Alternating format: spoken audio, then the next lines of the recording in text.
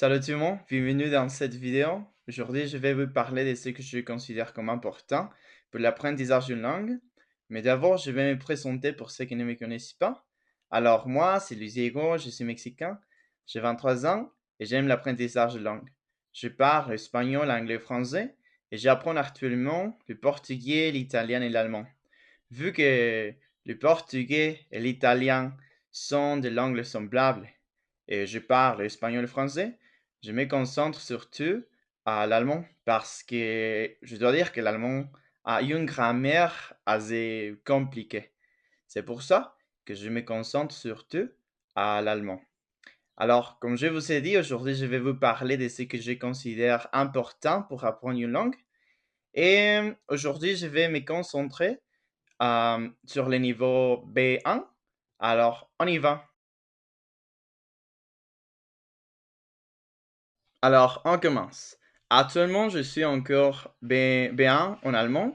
Cependant, il faut que je m'améliore parce que je dirais que je suis plus avancé en italien et en portugais, vu que la prononciation et la grammaire sont semblables à l'espagnol et le français.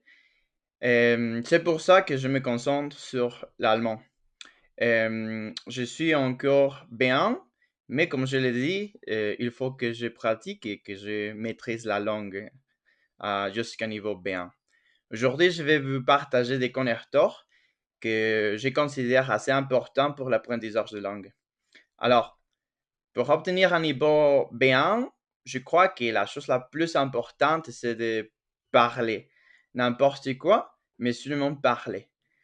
Alors, parfois, on a peur à faire des erreurs et il faut qu'on fasse des erreurs. Alors, si vous êtes en train d'apprendre une langue et vous faites des erreurs, ne vous inquiétez pas, c'est partie du processus.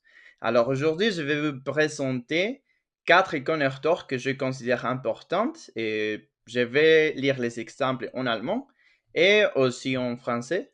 Et comme ça, vous pourrez voir comment les utiliser. Alors, on y va. Je commence avec le premier connecteur. Le premier connecteur, deshalb. Deshalb veut dire c'est pourquoi. Je vais vous lire quelques exemples. Gestern habe ich mir viel ausgeruht. Deshalb habe ich heute viel Energie. Je répète l'exemple. Gestern habe ich mir viel ausgeruht. Deshalb habe ich heute viel Energie. Et la traduction en français. Hier, je me suis beaucoup reposé, c'est pourquoi j'ai beaucoup d'énergie aujourd'hui. Alors, nous avons un connecteur très important, deshalb. C'est pourquoi. Et ici, un autre exemple. Gestern bist du spät aufgestanden. Deshalb bist du spät zur Arbeit gekommen. Je répète l'exemple. Gestern bist du spät ausgestanden. Deshalb bist du spät zur Arbeit gekommen. Et ici la traduction en français. Hier tu t'es levé tard, c'est pourquoi tu es arrivé en retard au travail. Bien, alors, deshalb, c'est pourquoi. Et ici nous avons deswegen. Deswegen, c'est une autre manière de dire c'est pourquoi, deshalb. Alors, je vais vous lire les exemples. Heute will sich entspannen, deswegen wird heute nicht arbeiten. Je répète. Heute will er sich entspannen. Deswegen wird heute nicht arbeiten. Et ici la traduction en français. Aujourd'hui, elle veut se détendre. C'est pourquoi il ne veut pas travailler aujourd'hui. Bien. On continue avec un deuxième exemple avec deswegen. C'est pourquoi. Deswegen. Gestern haben wir kaltes Wasser getrunken. Deswegen haben wir uns erkälten. Je répète l'exemple. Gestern haben wir kaltes Wasser getrunken. Deswegen haben wir uns erkälten. Et ici la traduction en français. Hier, nous avons bu de l'eau froide. C'est pourquoi nous avons attrapé un rhume. Bien. On continue avec wenn. Wenn veut dire si.